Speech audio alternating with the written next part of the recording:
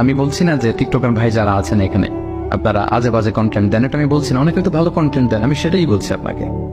নিজের সাথে একটা নিজের বোঝাপড়া করেন যে আমি যে টিকটকে যে ভিডিওটা আপলোড দিলাম এটা আমার আখিরাতে কতটুকু কাজে লাগবে। এই টিকটকের কন্টেন্টগুলো নিয়ে আপনি কিয়ামতের দিন দাঁড়াবেন, ইউটিউবের ভিডিওসগুলো নিয়ে আপনি কিয়ামতের দিন আল্লাহর সামনে দাঁড়াবেন, এবং আপনার কাছে একটা ডিজিটাল আপনার এন্ড্রোস করা একটা আমলনামা দেয়া হবে, এবং দেখে আপনি বলবেন মা লি হাযাল কিতাবি লা ইউগাদিরু সাগীরাতান ওয়ালা কাবীরাতান ইল্লা আহসাহা। এটা কেমন আমলনামা?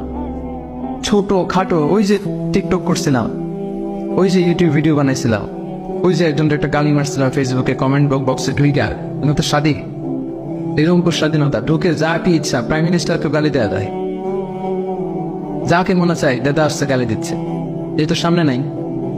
আপনি যেখানে যে কমেন্টস বসিয়েছেন, যেখানে যে টেক্সট করেছিলেন, যেখানে যেটা বলেছেন, যত কন্টেন্ট আপনি ক্রিয়েট করেছেন, এগুলো সব আপনার আমল নামায় সেদিন তুলে দিবে কে?